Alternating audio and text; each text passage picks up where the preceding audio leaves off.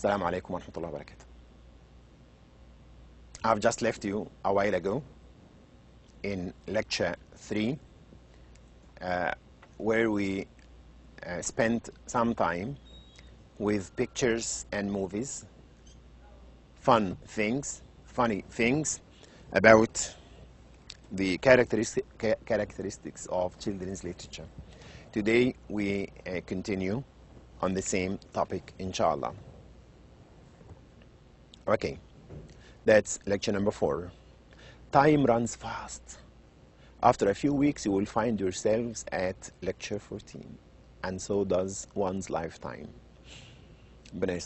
Further characteristics of children's literature. More characteristics. Remember the last thing that we did together? Okay. Now, there must be some kind of A in children's literature. Look, children's literature in action. In action. Just like drama. You know, if you read a play by Shakespeare, for example, you'll find that the whole play is only a dialogue between characters who are involved in action. They are doing things. They are walking, they are moving, they are fighting, they are traveling, they are cooking. Do you understand? So is the world of children's literature. It has to depend on action. Some kind of action has to be there all the time. Let's think of this. What is the opposite of action? Thought. The opposite of action is thought. Thought, thinking, ideas, ideology. Do you understand? That is beyond the ken of children. That is beyond the scope of children, beyond the understanding of children. You cannot engage the children in deep philosophizing ideas. Those who have children at the age of schools have the hell of a time teaching them and studying for them, because the mind of the child is not set for studying 24 hours a day or even 2 or 3 hours a day non-stop. There has to be some kind of action. So after 5 or 10 minutes or half an hour, you have to send the child walking, playing, to give him some time to play, and then come back for thinking and then playing and so on. That's human nature. This is how Allah has created us. Alice Adventures in the Wonderland. That's a novel that has been written in 1865. We talked about it. It's the first novel for children. Why is it the first novel for children? Because it was written purely for the enjoyment of children. As you can see, she fell into the rabbit hole, and she found that she had to live for some time with strange and unfamiliar creatures, most of them rabbits. And she is telling us of those adventures. Today we have talked about action. Now we are talking about adventures. Adventures. There have to be adventures, because adventures add to or lead to actions, and actions are very, very important for children's literature. Also, a picture like this has to be about the world of children. All that you find in the picture is children playing, children running, having some kind of fun. That's the world of children. Adventures, once again. And here is a break with a very interesting book for children, which is Harry Potter. We might have talked about Harry Potter in the first lecture. This is an idea about it again, to be acquainted with one of the most famous works for children in the contemporary age. It's a series, that is to say, a number of 7 fantasy novels written by the British author J.K. Rowling. I could ask you a question. Who wrote Harry Potter? Is it Forrester or George Orwell or Jonathan Swift, for example? The people that you know. Rowling, of course. The author is British. The books chronicle, that is to say, they describe the adventures. See, adventures. So we have fantasy, we have adventures of the wizard, that's an animal, and his friend Ronald Weasley and Hermione Granger, all of whom are students at this school. The main story concerns Harry's quest to overcome the dark wizard, whose aims are to become immortal, conquer the wizarding world, subjugate non-magical people, and destroy all those who stand in his way, especially Harry Potter. And this is a real adventure. It has been quite interesting to children reader and even adults. So since the release of the first novel, Harry Potter and the Philosopher's Stone, in 1997, the books have gained immense popularity. Those are 7 books, and they are very famous, and they are very popular all over the whole world. It has received a lot of criticism and a lot of praise, of course, all over the whole world. In 2011, that is to say about a year and a half ago, the book has sold about 450 million copies, making it the best-selling book series in history, and has been translated into 67 languages. The last 4 books consecutively set records as the fastest selling books in history. If any book was sold fast in history, this one was the fastest. Here is a picture from the movie Harry Potter, from the novel. Here, if you look at the picture, and that's something that is important by way of talking about the characteristics of children's literature. You have the child in front of you. We have a number of characters, of course, in front of us, right? The one at the forefront, the one on stage, is the child, okay? At the forefront.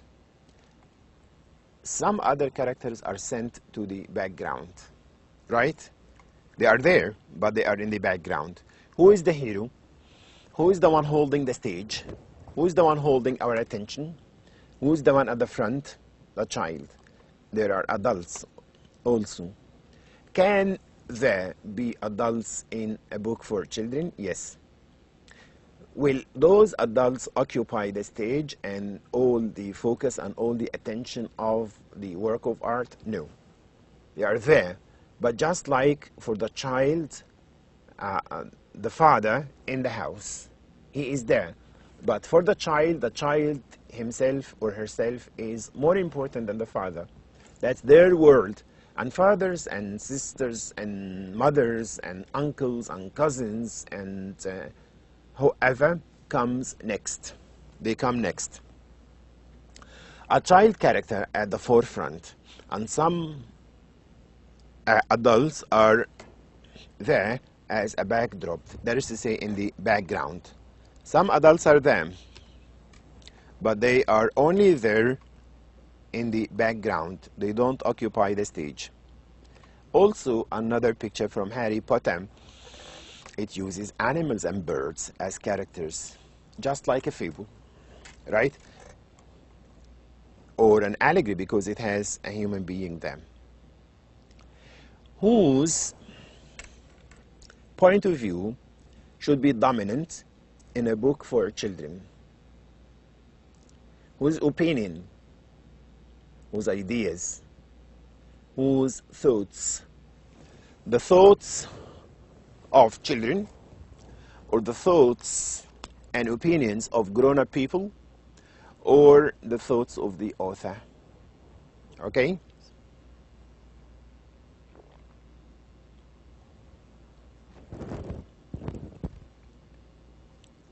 You will have all of these, of course. But if you look at the question again, and this is a fact that I want you to notice all the time, look at the heading of the question. Read the question carefully. Whose point of view should be dominant? Dominant. That is to say prevalent. That is to say apparent, obvious, triumphant, victorious all the time. That of children, of course, not the point of view of grown-ups, not the point of view of the author. And this is realistic enough. Imagine a family consisting of parents and some children, and they're talking, they're arguing. When they talk, everyone expresses their point of view.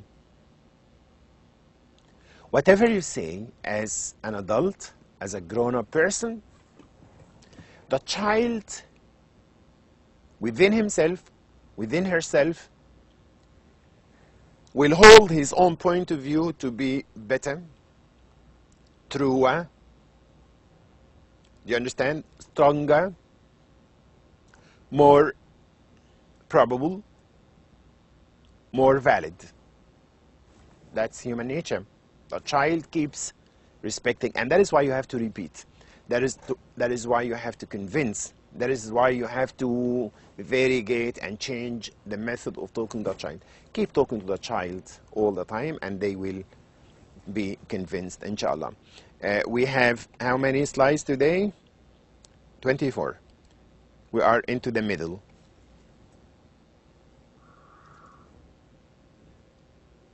Okay, characteristics of children's literature again. If you look at the picture, we have railways, okay, the rails on which trains run, and on the rails there are 3 children. In our novel we will have 3 children also playing on the rails. The railway station and the rails are very important for the lives of the children in our novel, as well as for many children, like airports and strange places. The first characteristic today, we had a number of things like action, adventure, and simplicity, and so on. We have simple and straightforward. You cannot use complex language or difficult issues in talking to kids. A kid is a kid. A kid is a child. When you talk to the child, try to use a language that is simple. When a book for children is addressed to children, that book or that novel or that poem has to use a language that is not complex, a language that is not difficult. It has to be simple, it has to be straightforward. But you mustn't be simplistic. There is a difference between simple and simplistic. Simplistic means very, very, very simple, so much that it is trivial, that it is not believable. No, be simple, be easy, be logical, and within reach of the child, but never fall down into the level of simplicity. I think there is a question here. Children's literature must always be simplistic. I said no. It mustn't be simplistic. Simplicity is naivety. To be simplistic is to be naive, sage. No, the child is not naive. The child is intelligent. The child has a mind. And if you keep treating the child as naive, you will lose him or her. So the first answer is wrong. Should be easy and acceptable. Yes, easy and, acceptable, realistic. It has to be relevant to the child. Must be difficult to understand? Of course not. It has to focus on action. There must be action, and this has been repeated, taban. Subtle psychological events are often implied through narration and comment on action. I have an idea that I want the child to understand. Should I keep explaining the idea to the child, or should I give it to the child in the form of an action? I should give it to the child in the form of an action. Thoughts and ideas will make children absent-minded. If you just give them thoughts, talking, ideas, he might listen for a while. He might follow you for a while. But finally, you're not going to be successful in driving home all your ideas. you have to give that to the child in action. And hence the success of programs for children on the TV that are full of action, and some ideas are given there with the action. Thoughts and ideas will make children absent-minded, or they would lose interest easily. So it is better to keep them focused on action.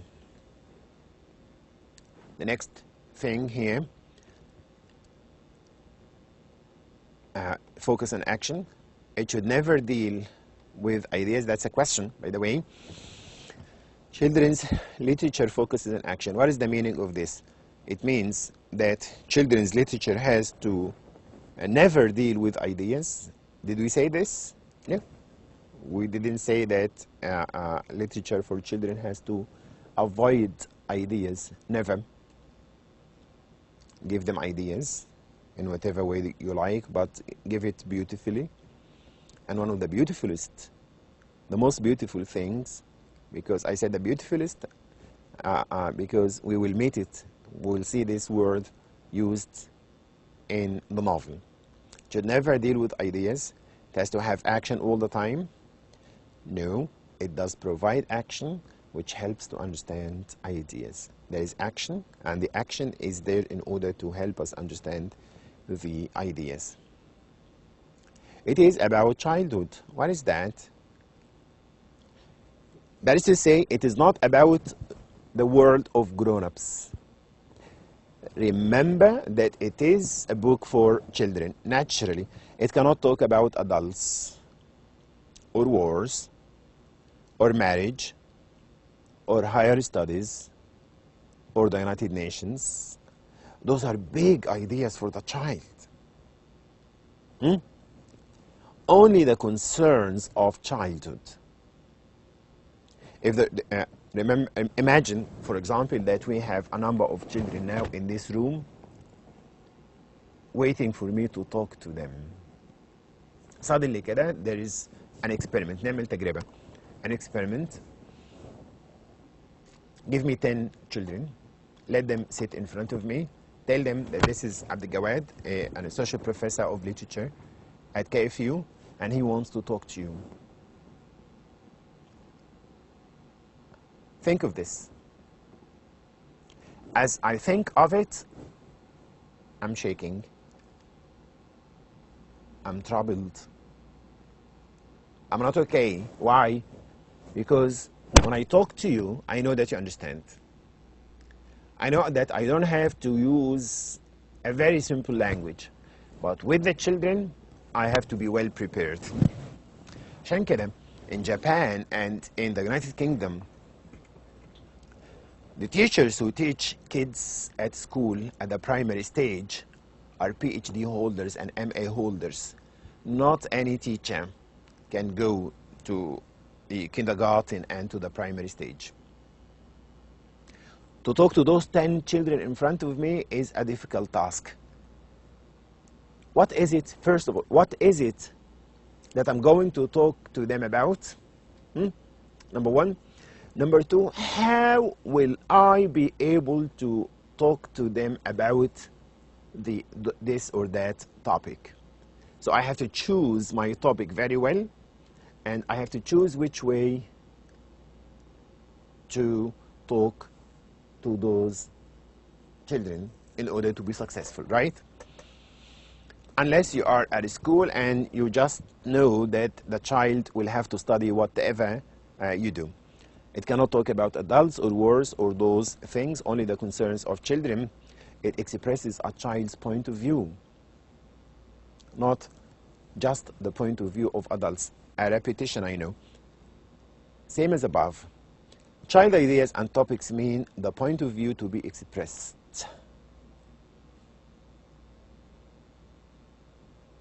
Can it present the point of view of elders? Why not? Elders have to express themselves. Elders have to have their own point of view. Can children be just followers of the views of adults? Not necessarily. They can have their own point of view. Can they have their own point of view? They must. Expresses a child's point of view. It is optimistic. What is optimistic? Hopeful. An optimistic person, someone who feels happy about the future, comfortable about the future. He doesn't fear the future. He doesn't feel scared about the future.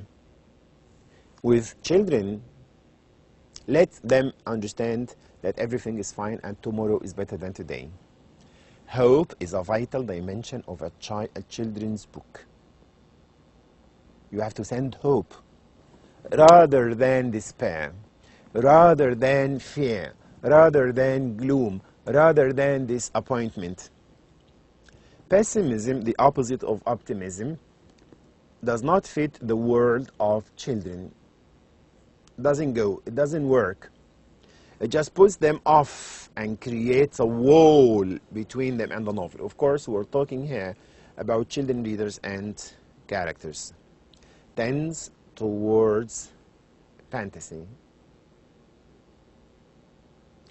I mean it. I mean it by giving you this over and over again in the form of a picture, in the form of a movie, in the form of a slide, in the form of a question, so you can understand all this.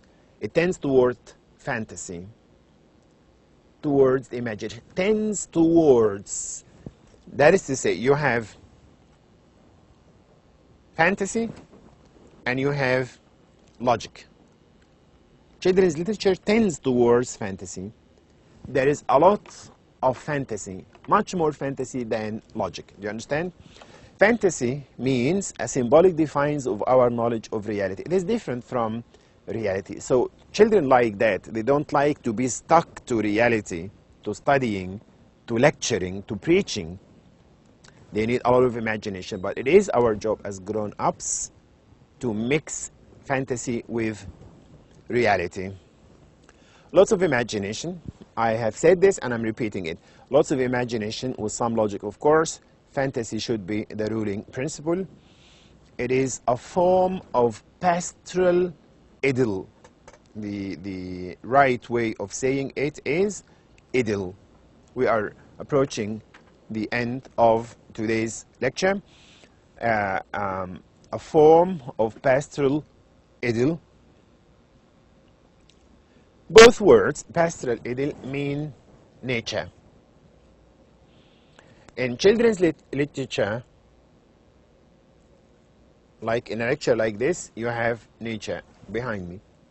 You have trees, you have shrubs, you have greenery, you have grass, you have rivers, you have the weather, you have the sky, you have the railways, you have the villa, you have the farm, you have the animals, you have the rabbit, you have the wolf, you have the lamb. You understand now? All those are examples of pastoral idyll. Why? Because this is the world, this is the mind of the child. The mind of the child lives in a world of their own, a world that is beautiful, that is serene, that is tranquil, that is sublime, that is pure, that is not polluted yet. The pastoral idyll celebrates the joys and innocence of rural life or agricultural life, close to nature and in the company of friends. And that is why before the start of children's literature there was romantic poetry. In romantic poetry you have Wordsworth and Coleridge and Shelley and Keats and Byron. All of them talk about bridges, flowers, roses, rivers, mountains, greenery, shrubs, trees, flowers, water, rivers, roses, nature in general. All these are so dear to the hearts of kids. Actually, the word pastoral comes from pasture. Pasture is shrubs or grass, right? So in any form of children's literature, water, water everywhere, and not a drop to drink. Tiger, tiger, tiger. In any form of children's literature, there is in the background some form of nature, some presence of nature that is very important for the child. Suppose that there is a chapter, for example, or there is a situation in the work of art that is meant for children in which there is no passion, there is nothing idyllic, there is nothing natural. Okay? Like, they have to move, as in the children in our novel, they have to move from nature into the city, from the village to the city, from the place where they used to have fun with water, with mountains, with flowers and trees and so on, into another place that contains only houses and trains and city life. What will they do? They will invent nature. They will look for nature. They will look at the world from the viewpoint of innocence, because nature means innocence. Songs of Innocence and Experience by William Blake. Innocence, they are innocent, and the direct symbol of innocence is nature. If there is no nature, then they will also look at that world of adult or grown-up people or city life from the viewpoint of innocence. More complex and interesting books reflect ambivalence about desire to have the comforts of home and the exciting dangers of adventure, desire to be innocent and experience, desire to grow up but not grow up, being not able to grasp the evil there is in the whole world, thinking that all is well, while in fact it is not. This is the opposite of, look at optimism. They are optimistic. They find crime in front of them. They find stealing and thieves. They